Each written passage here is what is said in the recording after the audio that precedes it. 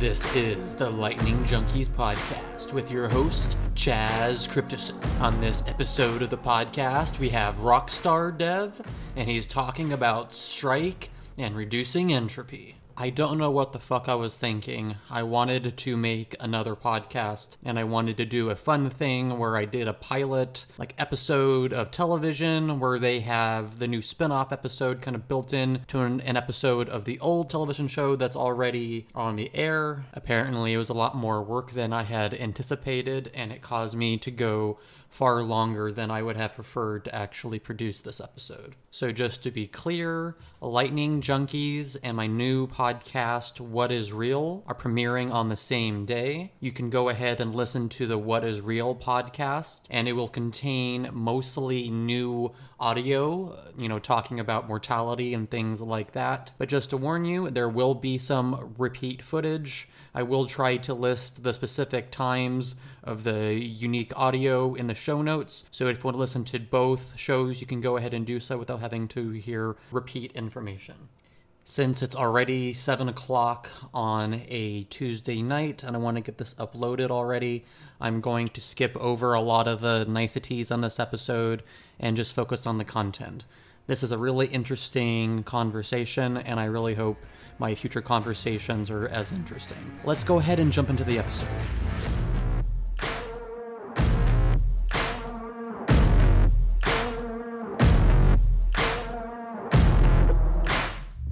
So we'll just start here. I would love to go ahead and welcome Rockstardev to the Lightning Junkies podcast. Yeah, nice to be here, man. Thanks for the invite. Absolutely, man. So I think somehow I'm going to edit this, not only so this can be an intro to the Lightning Junkies podcast, but I'm also going to be welcoming you to my new podcast called What Is Real, a philosophy, etc. podcast that's going to go into a lot of different topics that aren't Bitcoin, because after a while, I want to live outside of Bitcoin and not just live and die there. And yeah, I mean, Bitcoin is just a tool, man. To me, really, it's fascinating when I look at type of people that Bitcoin connects me with. It really seems like some kind of conspiracy, meeting you even. So I'm excited to follow what you've been doing. You'll be doing with that other podcast. Well, absolutely. I think that one's going to, I'm hopefully having a little bit less pressure. Not that there's too much pressure on this podcast or anything, but that one's going to be a bit more of my experimental, who gives a fuck thing where I can, fail miserably and it won't bother me that much. Lightning Junkies, I have a little bit more of a vested interest keeping that one going a certain direction. Being on certain level, right? Because we are all rock stars, me, Matt, Odell, and the rest, so you can't fail us, right? Absolutely, yeah. I can't. I had a bit of a rough December, but I'm definitely trying to come on strong in 2020. Oh man, okay, let's go. All right, so I think the most obvious place is to kind of just start talking about you. Obvious place where I became, I noticed you was, you doing your BTCPay Server thing. I think it was a while ago. I can't really pin down exactly when, but probably in 2018 sometime. Probably. I really liked, you're put it in a short way. You're very weird. Thank you. Right. And I mean that in a good way. I don't mean that in a negative way. I just felt like you had your own way of doing things that was very interesting. And eventually I, found my way into one of your weekly Wednesday coding things that you had going for a while. You ended up talking about your kind of personal philosophy at some point there. And I found it very interesting. What makes Rockstardev? Is there a kind of very minimal version of your philosophy that you would like to kind of to start with, or even your history? Or I mean, it's honestly it all started as a joke. It's still a joke in a sense. I tried to make it like a positive joke, because if we really want to make the world a better place, it will only happen if we all are better. That's why, for example, I strongly dislike politicians, because they're always kind of saying what somebody else needs to become and do in order for everything to be better. And that one is super easy. We already know, but knowing is only the first step. Then I guess I've tied it all that, my life philosophy, and through that nickname, Rockstar Developer, because it also is a joke in in the whole industry. Like everybody wants to hire Rockstar developer, right?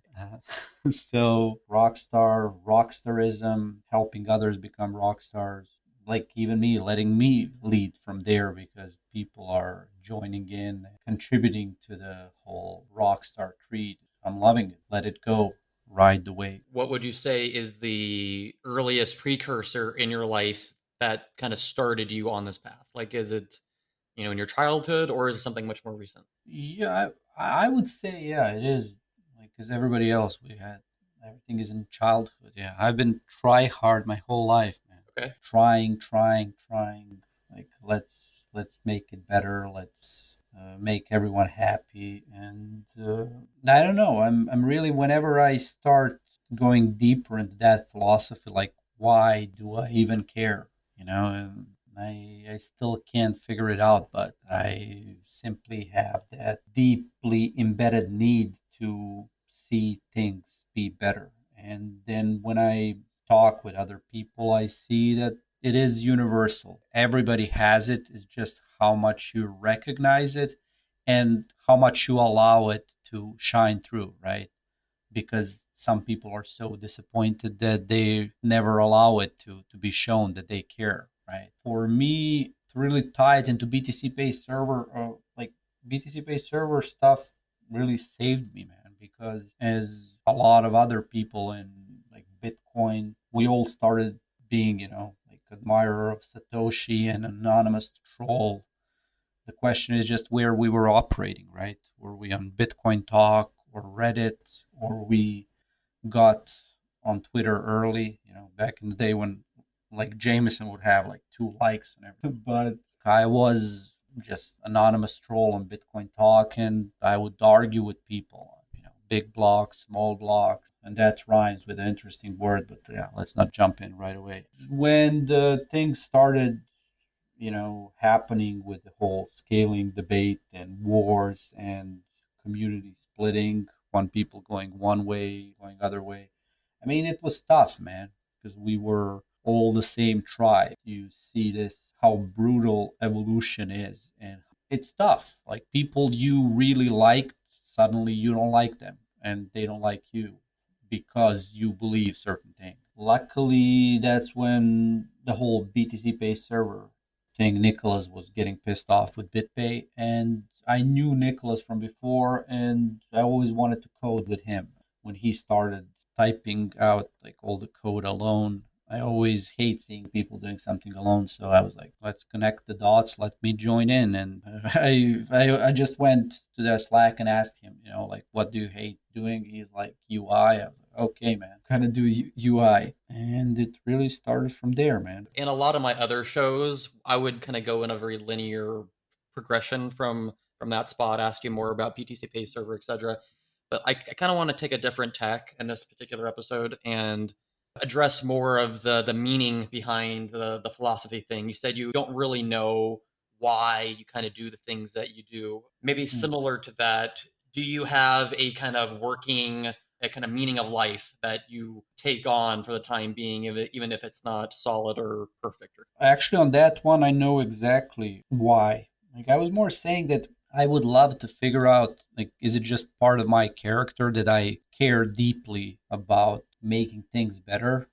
Like, so much that I'm just, hey, Nicholas, let's work together. And he's like, why? Like, because I want to make things better. That's the part of my character that I don't know 100%. As for philosophy of life, I think I even said it publicly like multiple times, man. That one is easy. The whole point of intelligent life is to stop this expansion of the universe, turn it into a big crunch, and create a new Big Bang. That's pretty much what the point of intelligent life is and meaning of life. That's why we are here. That's how I see it currently. If you look at like intelligence as a concept, strip everything else, it's simply ability to like create pockets where entropy can be reduced, right? Look at intelligence in any form, even go down to quite popular now viruses. It's just like it's creating the environment that suits it and where it can reduce the entropy for itself. Everything else, like if there is no intelligence, it's just like constant increase of entropy. The problem is that also like intelligence can accelerate entropy like wildly, completely wild, how much faster the entropy can spread, because consumption of energy increases a lot, which is what you currently have with humanity. If we don't keep increasing our intelligence the way that we are increasing our own power, then we will be the agent of entropy, right? We're going to increase the entropy rather than decrease it. Am I making sense so far? You want to expand on certain part of my theory? Yeah, absolutely. What I kind of take away from it is it really reminds me of Isaac Asimov's The Last Question. I mean, you're kind of taking it a little bit further, maybe. I guess my response is why a big crunch and why not something that allows us to reverse entropy but keep a kind of status quo where there is no big crunch, there is no heat death, there is something in the middle where we get to kind of exist for forever or whatever, something like that. Yeah, well, it's because I'm a try hard, right? you you can't let all that energy go to waste and like have space expand and disappear, because much more realistic scenario than what I'm proposing would figure out how to reverse the expansion of space time. And the easier way is just let's create civilizations around the black holes, right? Because that will be the only thing left for eternity. And once you have civilization slightly, even like slightly more advanced than us, not maybe, but like we upload our consciousness into computers, we operate at speed of light, time will naturally, like what you can do in 1 second can be eternity. Combine that with the fact that around black holes, what like you can exist for trillions of years, you're practically living forever. But I don't know, man. Try hard component of me jumps in and says, no, we need recreate the Big Bang and create a new cycle. I mean, I can definitely see the logic in that, but I guess my own humanistic hubris says I don't think we need to send it back to the big crunch. We're going to say, fuck you. We're going to take control of the universe now and do whatever the fuck we want with it. Like you said, forever and ever, essentially, especially if we're in a kind of simulation kind of thing. And I guess that's always the natural question for me is what if we've already done all this? What if we've already succeeded and now we're kind of bored and we wanted to forget and just kind of live through the process that got us there to begin with? Yeah, I mean, that one is quite possible with Elon and his simulation that he popularized. Possible, man, because as long as there is no like great filter, which possibly there is, then very, very probable that, because if there is this crazy filter, I'm more thinking about filter, especially like in the in what's currently happening in media with this coronavirus and the way that information spreads and creates panic. Quite likely that there is a breaking point where civilizations they become too powerful for the amount of like intelligence and empathy that they have, right? So because it's so hard to build, it's so much easier to destroy. I don't know if you saw that Jessica is dominating Twitter with suggesting that airplane with what 150 US citizens that was like evacuated from China, she was like suggesting shoot it down, right? So that they don't spread the virus. Jessica isn't fucking around, man. So yeah, I'm more and more I'm starting to believe about like in that filter theory, and I am hoping that like humanity will not get into that scenario. We need empathy and we need more rocks. Definitely true. Maybe taking a slightly pessimistic view that even if we fuck up and destroy, most everything, that life has a way of figuring itself out and surviving anyway. Even if that's humans or if that's something else and it, has to evolve separately on its own, possibly into its own intelligent life form and kind of starting the cycle over again. And maybe, they'll hit the same great filter. Just for our listeners out there, we're kind of addressing Fermi's paradox here a little bit. For me, really, like I think if like humanity destroys itself, let's say, like is it we're going pretty much to if humanity is destroyed, then we're pretty much destroying all existing life on Earth, right? So what is the time frame of recovery? Is it 200 million years? Is it a billion year? Consciousness comes around in another like 10 billion years. It's pretty late. I don't know. I mean, it's not too late, but still it's completely different. How much do we have with like current sun? Like our sun is blowing up. I think we have like 100 million years, or maybe like billion years. It's like billion or Yeah, 2 billion. It will start red giant. around. Yeah, yeah, yeah. So yeah, that's what I'm saying is like I don't. It would be a shame. Like I quite believe like we if we do that Mars thing with colonizing Mars or Venus, then I do think what you're saying. Yeah, life will find a way. I think those are, more obvious paths, but I think the ones that I'm kind of seeing is that, like, for example, the tardigrade kind of survives in all kinds of crazy environments, survives in space, survives near the Mariner's Trench. I don't know how long it would take. I have no fucking clue. I don't know that much about biology and the specific ramp up that, what would go on. I'm fascinated about that.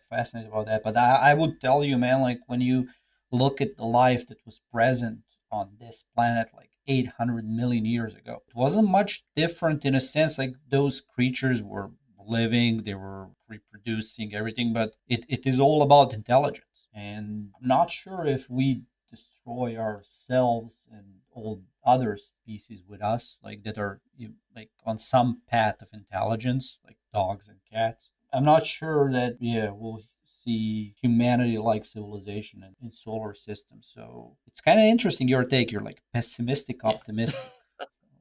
Humanity destroys itself, but Well, I mean, I feel like it kind of goes beyond that. So you, in a weird way, brought up the Fermi Paradox. So I mean, I feel like yeah, kind of thinking about it in that sense, I feel like it's almost I can't say it is, but it's almost a foregone conclusion that there's other life in the universe. I feel like it's almost utterly absurd to think that yeah, there isn't something somewhere, given that it almost seems likely that we'll find something on Mars, something simple probably, but it almost seems likely that would happen. How much thought do you give to that kind of topic? I don't necessarily want to get into UFOs visiting Earth. I'm going to dismiss that one a little bit yeah. faster, but what's your kind of take on that? You have Mulder fan here, and I spent my childhood adoring, like X Files and waiting for Mulder to get Scully into bed. Then it happened, and it's not what I expected. And he goes off the show to record some other show. I didn't even watch Californication back then, but I knew I hated the show even though I never watched. But to get back to the point is like actually Bitcoin made me believer more that there is some kind of intelligent life beyond us, because when you see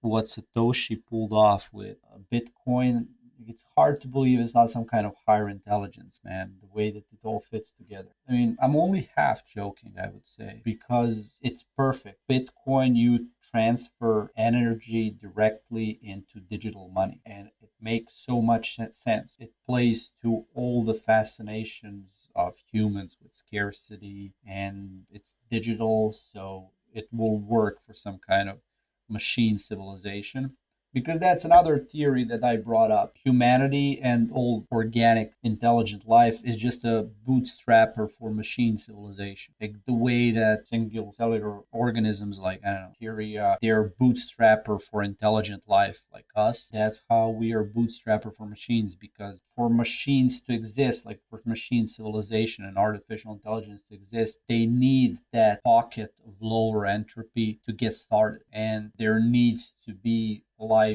form of life like us to enable so that they can develop in that small pocket of less entropy and be able to, okay, now we start handling more and more. Once AI gets started, it's like we're pretty much obsolete. And playing back to your question, I would expect, yeah, if there was intelligent life in Milky Way, we would know by now, just by some kind of machine civilization. Because the way that I look at it, we have like in next 1,000 years, quite possible, not possible, certain that humanity is going to create some kind of machine civilization. And it's just a question of how much empathy we're going to embed into that machine civilization. And if we don't embed enough empathy into it, like we'll probably just kill it. Or they will keep us as pets. which is what I also suppose. The more empathy we give them, the more, benevolent they're going to be to us. If we're going to walk down that path, I'm curious to know what you think about the idea of, okay, let's say we reach that position. Are we going to just join up with the machines? Say, okay, fuck, you guys are,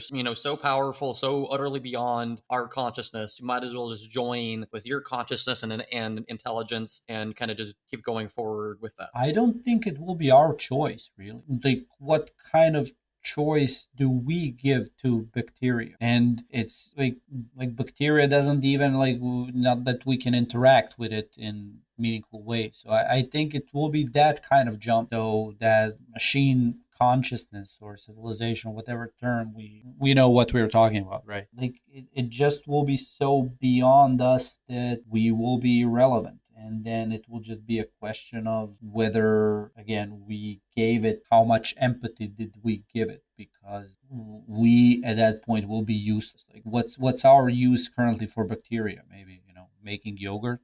So maybe machines will keep us around for, that's what I said. Like Brecky, he doesn't need to worry, man. He's artist, so artistic kind, probably machine is gonna keep them to create work of art, and they'll be like, oh, look what my human made. But the rest of us, it will be pretty much useless, and it will really be the choice of machines. Maybe they'll be like, okay, you guys created Bitcoin, so we're gonna just keep you on account of that. The way that my brain is kind of going, since we're talking about the machines and all that, let's bring up the Matrix a little bit, especially because the name of my philosophy podcast is What is Real, a line taken from the Matrix. What if instead in the Matrix of, which I found the kind of storyline to be kind of silly, that all the humans are being used as batteries where, humans make a terrible battery. That's just bad plot. But maybe an improvement would be instead of, renting the whole, body for just energy, renting the mind or otherwise taking over the computational power of the mind and just going that way. And especially because then the humans wouldn't even have a kind of existence maybe at that point, would you even have an existence if your entire mind was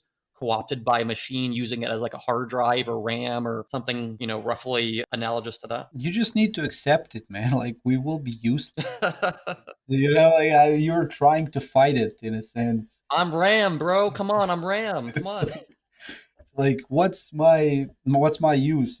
I always remember the Rick and Morty also, when Rick makes that robot that's toaster passing the butter. What is my purpose? You're passing the butter, and robot dumb. He oh no, stupid purpose. So just it will be a type of life that's so beyond us that we are really useless, and maybe that renting of mind will happen, but as more as a tourism thing, where a machine goes into human mind and is oh, this is how this works, this is so slow. I don't know, to get the experience how it is, but we will be obsolete. Again, I think the only use for us will be as pets. That's what we need to accept. Alternative approach is what Elon is doing, merging with machine, right? Well, yeah. Yeah, it's becoming some kind of hybrid. But I don't see what humans can give in that hybrid. It's most people are hoping it's some kind of intuition. Yeah, I don't see it useful. I think if I were to kind of throw out my hat one last time on this to defend the idea that the machines aren't going to necessarily win, they will technically win because we'll have to basically become the machines ourselves in order to defeat the machines. So you could call that defeat because essentially they're winning either way. I see the cyborg future much more likely. Humans have already largely become cyborgs. It's just not integrated into our flesh quite yet. But I think that's going to become much more normalized over the next couple decades.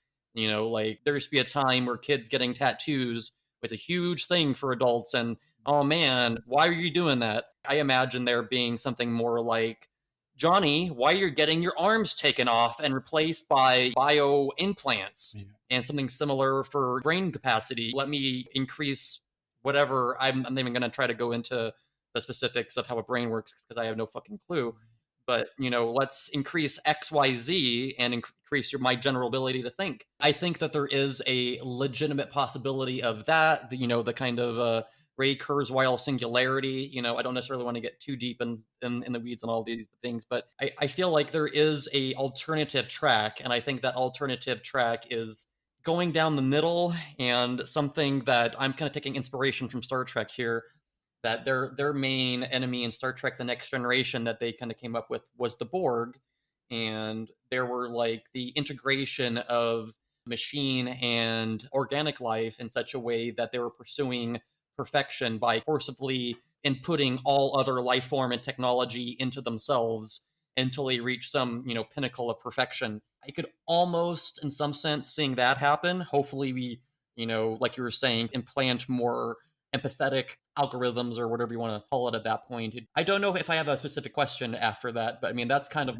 No, you're not giving up. my kind of take, that humans would all join together in a collective mind to kind of overcome the machine. You're really holding on. You're like humans will survive, but imagine collective mind of like with humans. Like we already have Twitter, and we can't find peace even with like 280 characters. So I really think if some kind of hybrid is possible scenario, how it will start, but then there will be some kind of Jeff Bezos hybrid, which will go and dominate and will take out all the slow parts and just focus on domination. And once it gets there, that will be final unifying consciousness of whatever like machine civilization. And it will just drive the progress of that machine civilization and make sure that the rest of us who are not part of that consciousness, like nice pets. Let's take that compromise, definitely like real pets. That I don't know, man. I'm not optimistic because cooperation is really hard, and that's part of what we're while we're working now on Bitcoin, we're seeing making decentralized systems and coordinating between people, ensuring it still works. Terrible, terrible, and hard problem. Centralization is cool, man. And I always bring that up when people start talking about decentralization versus centralization. Like imagine decentralized solar system. It would suck, Centralized solar system, you have this beautiful sun that's like 99% of massive solar system, but it provides energy. That's what will happen with machine civilization. As I emphasize so much, we need to make sure we are giving our offspring a lot of empathy, because if we don't, it will be like we're all dying on day one. Okay, so I do want to take a small step away from sci-fi land. I hope you understand that we're kind of going out here a little bit to kind of speculate very heavily on the future.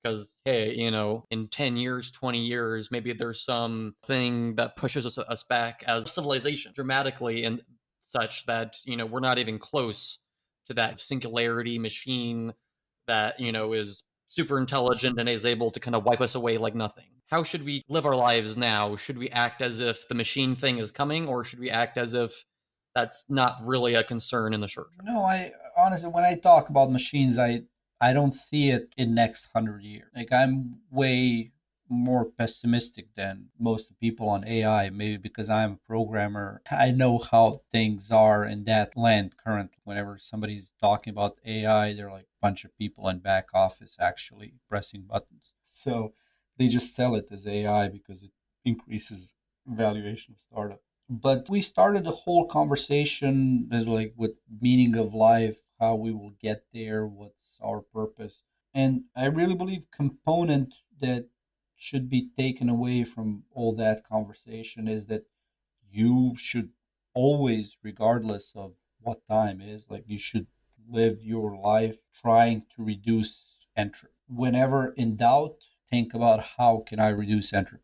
Figure out a good way to do it, then you're doing good. And I think that people instinctively, like that's exactly what they're doing. When you look at all our friends that are toxic Bitcoin maximalists, they are doing all that as a service to reducing FUD. It's just that people don't see it that way. And it's now also your part of your job is like to educate in essence like why you're acting, like how you are reducing the entropy, and also finding the balance. As I say, man, to answer the question is definitely when in doubt, try reducing the entropy. What's an easy way for someone to be able to do that right this second while they're listening? As Jordan Peterson says, like clean your room, right? It is quite a good one because messy room is just expression of yourself in a sense that you can't even keep this amount of space free of entropy. And if if you can, it's a good exercise. Once you hold the entropy at bay in your room, which I'm too busy with all the coding, always excuses, but make sure that, yeah, you grow that circle entropy free space around you. Keep going. Clean the room, stick to the schedule, fill your promises. Like that one is really good in general. Fill the promises you made. I definitely would agree with that. Fulfill your promises, be intellectually honest, things like that. And I think that's a pretty good segue into the next thing that I think we should talk about here. And that's, I think, the nature of belief. I didn't really mention that we'd be talking about this at the very beginning, but I kind of want to throw this in here at least a little bit. We might not spend too much time on this.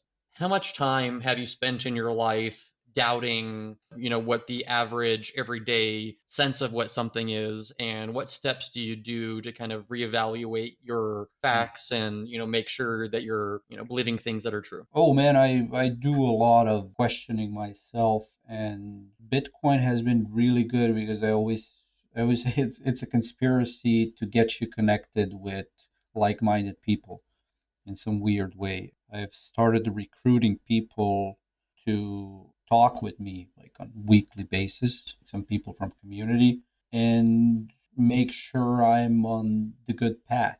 Just we usually don't record conversations like it would be conversation like you and me are having right now. It's not recorded. It stays with us. I can give a shout out to Gigi, dear Gigi, because yeah, he's one of the better philosophers that we have, and it's a great guy to talk with. And yeah, I would say that's my go-to, especially when you start getting connected with more and more people on Twitter, the way that I was lucky to get connected. It's quite interesting, like how much people get emotionally invested and how harsh they can be to you. They're like, you do something and it's like you hurt them, right? So they feel the need to message you and be like, oh, this was not good, or, you're this, you're that. But it's quite useful. It's just you need to make sure it doesn't like rip you apart. If you can sustain and make sure you're not like being pulled in all the different directions and falling apart yourself, like it's quite good, man. It makes you stronger. So I would say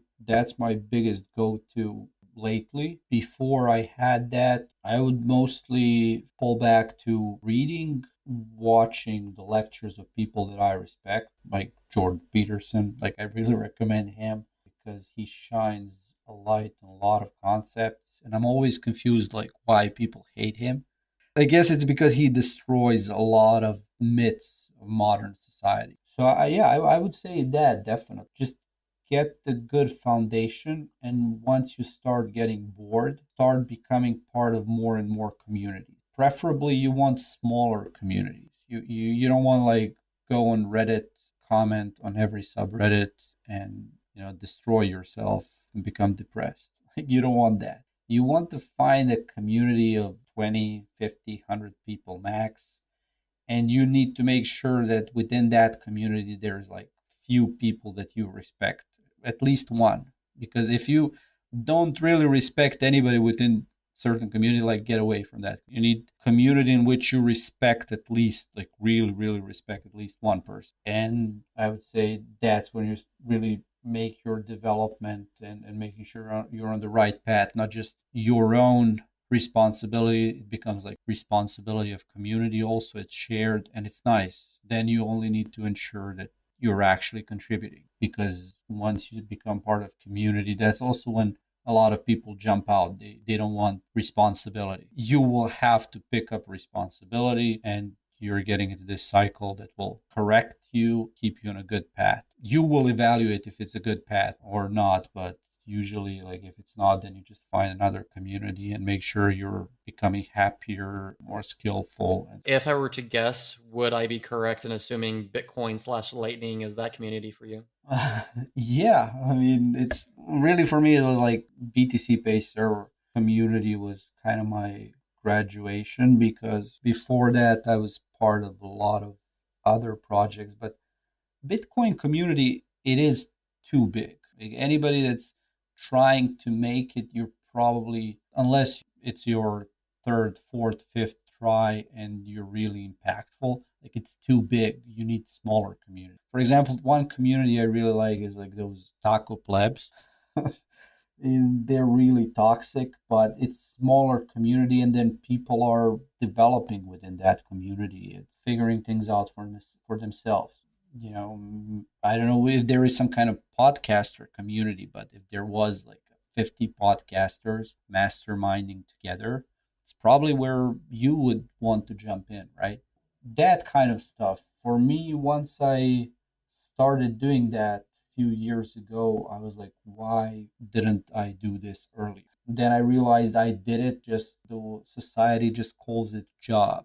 But jobs are not like they can't be so tight. Like you don't develop that kind of relationships. Luckily with Slack, with Mattermost, Twitter now, like people are able to come together into smaller communities and self-organize, become better by pushing each other. I definitely enjoy all that and enjoy the fact that you kind of just moved into BTCPay Server with your skills to really make a difference there. How long have you been programming and doing that whole thing? Yeah, I mean that's also the biggest part when you're joining a community that I also miss. You need skill. You don't need to be world class at your skill, but I was doing stupid stuff like I would join a community where my previous life experiences and skills like I'm not even using them. And in that scenario, like why would that small community you're part of, why would it?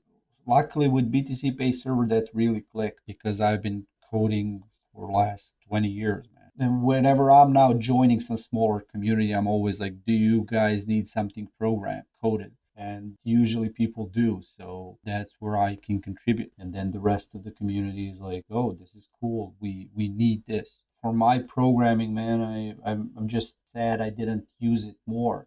Ever since I was a kid, I was fascinated with computers. And then unfortunately, I can't say it's unfortunate. Like I spent too much time playing games, right?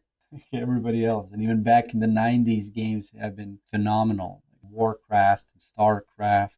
Yeah, maybe that's the whole try hard part because when you're like young gamer saving the world over and over in every new game, you're bound to develop that try hard savior complex. Played a lot of games, started university, and then when I started university it was time to like, okay, how do this stuff actually work, how I can automate some of my mundane tasks, give it to computer. Man, it's since then it's been like more than 20 years now. That's like, it's really amazing, man. I didn't realize you're that old, or I guess have you been Yeah, doing it for a while, or I, been doing it since you were 10. I don't know. Being in 10 in university doesn't make sense, but really young. Yeah, I was like 12 when I enrolled.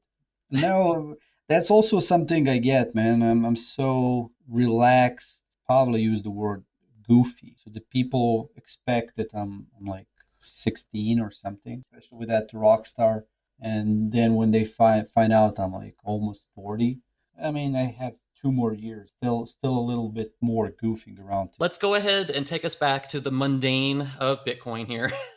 Yeah. Which I don't think is mundane, but hey, some of the listeners that are only listening to the philosophy side of this might not have the same opinion. That's because they haven't got into Bitcoin. Bitcoin is the strongest drug there is. So you end up just scrolling your Twitter feed saying Bitcoin fixes this. 9 to 9 job. Agreed. So, kind of taking us back to what you're kind of doing in Bitcoin and Lightning. Most people know what BTCPay Server is, but can I give us like a couple minute rundown of what that is on a kind of high level for everybody? Yeah, so BTCPay server focus once it was established was pretty much to be a merchant solution, like a payment processor, and obsolete BitPay. Go with the whole creed of Bitcoin that you should be self-sufficient, and if you're really depending on third parties to do stuff for you, what's the point? And really, if we're ever to build economy on top of Bitcoin, it will need to be economy in which you are receiving money for some kind of service. And that's where BTCPay server comes in because everybody, when we're talking about running your full node, running Lightning, you're doing all that so that you are receiving funds and verifying that funds that you received are actually Bitcoin. They're not some version of Bitcoin that once somebody wants to establish. You want to receive the Bitcoin through the rules that you validate. And BTCPay Server, I think, fulfilled that idea and mission perfect. What I love, the way that I look at it, there are like more and more and more open source projects nowadays that are starting. I like to think at least a little bit of inspiration was thanks to the success of BTCPay Server, because BTCPay Server, it's the success is overwhelmingly thanks to the community and the fact that so many people wanted something to happen to go against big established players who were essentially trying to take community in whatever direction they wanted. With BTCPay Server, open source project around there, people can rally around. It was phenomenal, and I would say it even fulfilled that mission. And nowadays, it's just community open source project that connects Bitcoiner. That's how I got it. Well, just to kind of throw it out there, it's like I've been using BTCPay Server since 2018. From my perspective, mainly to run my LND node and kind of explore Lightning and understand that world quite a bit, and go from there. How much time? Obviously, you've been doing a lot of things with Lightning more recently, but when did your exploration into Lightning begin? really begin in earnest once I joined BTCPay Server, because that's the big problem with knowledge, and why those small groups I mentioned shine a lot, because you have all these questions on some subject, and then if you're exploring it alone, it's so easy to get stuck. And with Lightning, as soon as Nicholas told me, okay, you want to integrate LND, because he integrated C Lightning, and I was like, okay, yeah, I want to integrate it. Then you're forced to actually understand how that works. That's where my exploration really became really technical. So that's what, 2018. That's where I really, really got into Lightning. And recently I've even been considering starting to pick up Go, Lang in more depth and contribute to LND, but not enough hours in the day, especially with the stuff I'm working on with Jack and Zap, or as we launch like Strike. So I definitely want to hear that.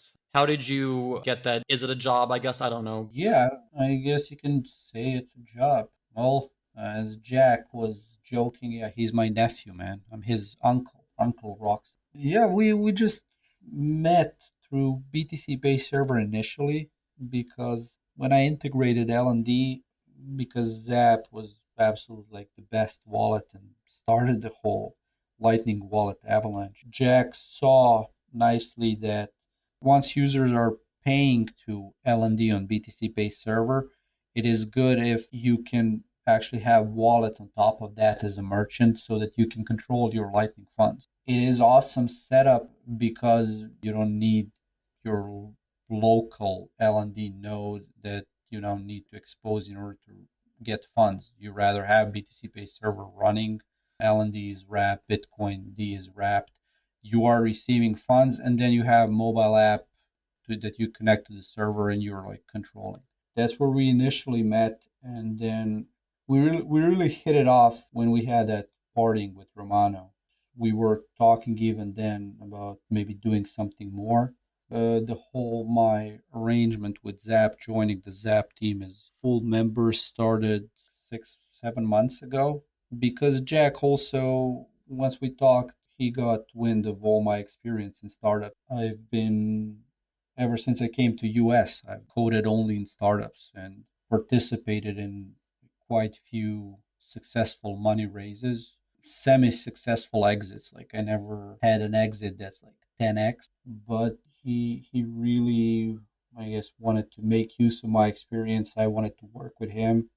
So yeah, we hit it off, and the last 7 months, it's been freaking awesome. Knock on the wood. And what have been the biggest things that you have developed in that time over there? This whole strike thing, the back end was my focus. I actually built quite a few, like, if you have a startup that raises like I had a few years ago, a startup that raises like 2 million, and you get to the point where you have a million users on the platform, making sure that actually works, it's a hard task. My main focus on Strike is exactly backend and making sure that all those clients, the calls that are being made, everything works and everything functions. Do you want to let the listeners know what Strike is, if they happen to not be on Bitcoin Twitter? Yeah, or they're like under rock. Well, it's pretty much our attempt to like accelerate the whole hyper Bitcoinization,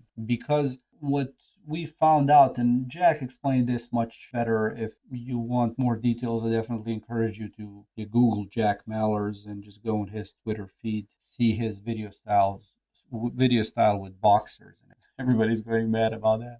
But yeah, I'm just gonna give short introduction and then he expands it in more detail, because when we did initial like research into getting people on Bitcoin, a lot of those people, they're not interested in like getting full nodes, setting up LND, setting up channels, managing channels. They want to join this Bitcoin economy, but make it way less friction and way easier. And the Strike Matt Odell put it as like reverse payment process, where you can take your bank account and it suddenly speaks Lightning. And because it speaks Lightning, you can participate in this, whole new economy. It's much more efficient and settles in a second over Lightning. Jack and other people at Zap has been doing a lot of very interesting things. The three things that I'm probably most familiar with right now are probably, the Olympus, Strike, hash power derivatives, or that's what it is, or if it's transaction fee derivatives. Do you just find him to be like a very interesting dude, I guess? Oh, of course, man. I'm telling you, he's my nephew, so he inherited a lot of that interesting from me, man. No, yeah, family. No, it's just the way that some people put it. It's like how his brain operates, and this is also something I talked with him a lot. When he started Zap, it's obviously like he just wanted to make positive impact, and it's been very positive impact when you look at the wallet landscape nowadays. And with Trike and Olympus, it is quite tied together, because Olympus is just a name for all the backend that I mentioned I'm focusing on. And really, the whole project, I guess it will go under the name of Trike until what we have in plan, we give access to that API to third parties.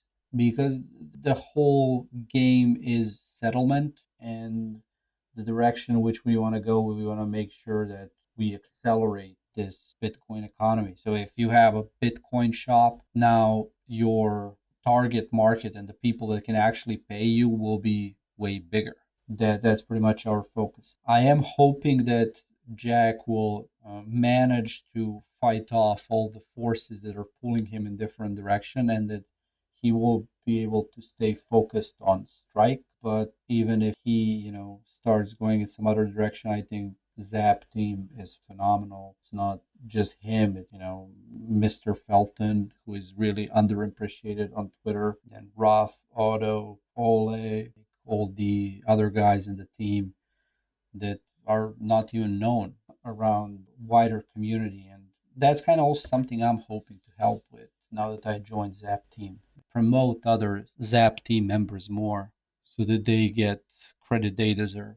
Definitely, I would appreciate that, happening more often for all the little people out there doing the work that, they never get recognition for. Yeah, but it's also what's interesting in Zap team is how much focused all the guys are. And I was actually telling this to them this morning. Usually when I was doing startups here in US, I wouldn't have so many great technical people to fall back on.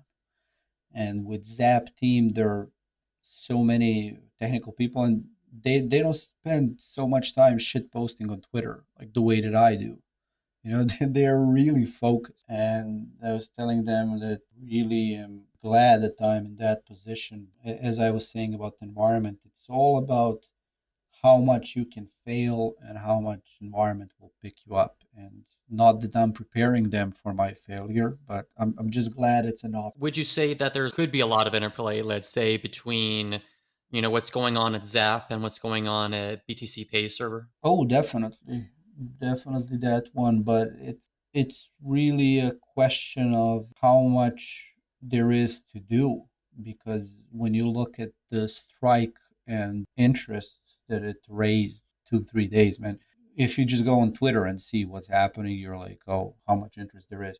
You won't believe how much interest there is through private channels. I would say we have our task list full for at least next few months, and then BTCPay Server itself with Nicholas and the stuff that the team wants to do there. It's also like quite few things to do. So it is a question of how the roadmaps can overlap. I don't think there will be much synergy there in like short time frame, but in the longer time frame, we're all converging thanks to Bitcoin. Just need to make that Bitcoin economy happen. If we were to take, let's say we were to snap our fingers and make BTCPay Server and Zap not exist anymore, so those weren't projects you could actually help at the moment, would there be any other projects out there, open source or otherwise, that you would really want to throw your hat in with? Well, I mean, I always advertise RTL, Ride the Lightning. No, man, like I'm saying goof because there are so many great projects. I can even join Wasabi, also C Sharp, and it's a subject that very much interests me. And I think one underappreciated scaling approach that hasn't been explored as much and will probably be way more explored once we have Schnorr and Bitcoin is like scaling through Coinjoins, where you can have a Coinjoins that never end, Coinjoins where you can carry the balance, and then you can have some kind of show me in cash. So, Sabi, man, I don't understand like the whole deal between like Samurai, like Dojo, and and like Wasabi, because Samurai guys seem really combative. Like, what's up with that? Do you have any insights on that one? I do not. The main dude at Samurai was always super nice to me. One time there was something wrong with the wallet or something. I told him, "Hey man, I lost all my Bitcoin." He said, "How much was in there?" And I told him, and he sent me more, like it was nothing. So since then, I was like, "Dude, this guy is not fucking around. He's actually pretty responsible dude." So Yeah, I definitely need to, whenever I have time, I need to look more into that because Bitcoin is full of interesting characters that are like that. I find that type of people quite refreshing. Like one of the biggest conflicts that I had in this space was with Francis. Like that happened because Francis is Francis. But like it's done, man. And then when we really had a good conversation, I always say to reference what I was saying back, like being aggressive is a great thing when it's productive. And I love that. So as long as you're contributing in positive manner, that's fantastic. Definitely need to look into Samurai guys because man, all that I see from them are just like those small tweets, and it's always some fighting. I need to see what's the deal. Maybe I would even look into if that team needs some kind of help.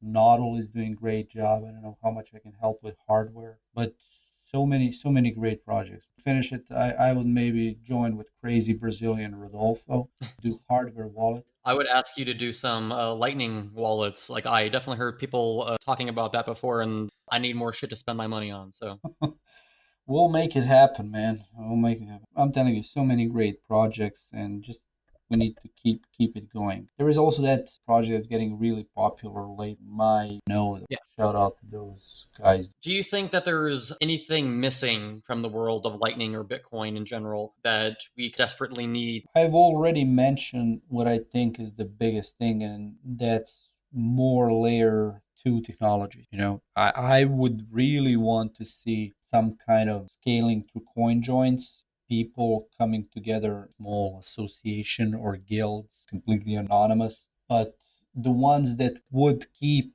and ensure that access of individual to the on-chain transactions is possible. Because with the model that we have picked for scaling the Bitcoin further, future in which individual can't access blockchain and send on-chain transactions, that's the future, right? Because block space is a commodity. It needs to ensure that miners stay profitable. So I definitely want to see the future in which individual still has access to to the blockchain and on-chain transactions.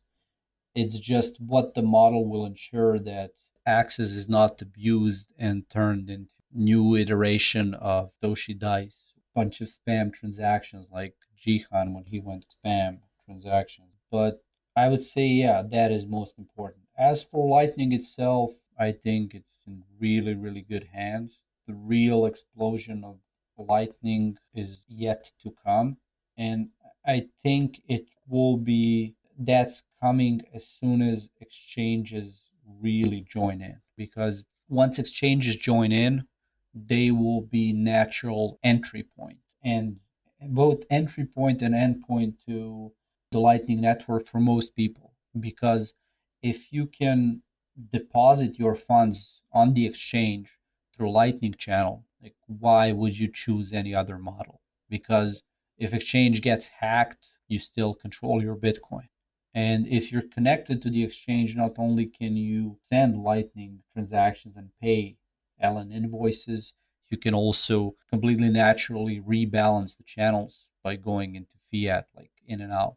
I think that part is quite overlooked. Luckily, like I've been pounding that more than a year now, a few years, but more and more people are now working on that, and I see quite inevitable that model is coming. It will help a lot. And then finally, what Blockstream is doing with Liquid and LBTC, that's quite interesting model as well. That will be more enterprise.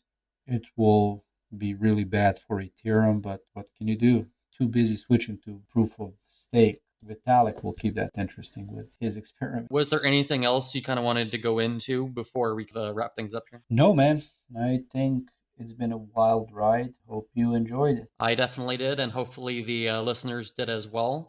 Do you kind of want to just reiterate how the listeners can find you on the interwebs? Yeah, as long as you type in Rockstar Developer on Twitter, first account that should pop out should be me. BTCPay Server Mattermost is also a great place to get in touch. If you're coming to any upcoming conferences, Bitcoin 2020 in March in San Francisco, like drop a message. As I said, I'll be doing a lot of partying, late night partying, so if you want to join in. Are you going to be in San Francisco? Yes, I'm going to Bitcoin 2020, but I'm probably not going to be doing too much partying, to be honest. Oh no, man, you are. I'm gonna drag you along. So yeah, that one definitely, like, if let's close with that advice. Yeah, if you're into Bitcoin, and even if you're, especially if you're not into Bitcoin and want to get into Bitcoin and understand why all these people are wasting so much time on funny internet money, come to the conference, come to Bitcoin 2020, and everything will click. Hopefully. No, for sure, man. 100% success rate. Just ask people who were running with me in Berlin, 2 a.m. You don't know about that one. Definitely heard of that happening, but I was like, I am sure as fuck not doing that. I can barely stay up past 8 o'clock with his jet lag. Yeah, ask Gigi. He was saying he's also not going to run. Then he showed up. We'll see in San Francisco. That'll be a little bit easier. There'll be zero jet lag for me. All right, man. So we'll go ahead and end it there. I really appreciate you taking the time. It's been a pleasure, man. You as well, man. All right. We're done. Why are you still listening to the podcast? Boom. That was the 23rd episode of the Lightning Junkies podcast. What did you think about the podcast today? Was it an enjoyable podcast? Did you learn anything? Did Rockstardev inspire you to greater heights of glory that you might not have otherwise reached? Okay, enough of that. I don't want to spend too much time on this outro, but I definitely wanted to let listeners know how they can support the podcast. This episode was probably the longest amount of time I spent on editing and doing voiceovers after the fact for any other episode, or I guess in this case, a pair of episodes in my quote-unquote podcast career, which admittedly only started last September. Once again, if you took something away of value from this podcast, I would highly recommend chipping in Bitcoin or Bitcoin over Lightning at crowdfund.lightningjunkies.net. You can also support the podcast by using tipping.me or LNCast.com. Those links are in the show notes. Also, if you wanted to sign up for SparkSwap through one of my links in the show notes, you can also receive 100,000 sats. I'll also receive 100,000 sats after you purchase at least $15 worth of Bitcoin. Do note that you'll have to go through their KYC program But if you're okay with that and you want to buy some Bitcoin through them and get it directly over the Lightning Network, go ahead and sign up through that link. It would be much appreciated. You can also do the same thing with Fold and receive 20,000 sats. They're a great place to stack sats and earn sats rewards through normal purchases at retailers like Amazon, Starbucks, Uber, and others. That's it for now. At the end of this universe, in hundreds of trillions of years, there will be me. There will be me, and I will say one thing to you. I will say one thing.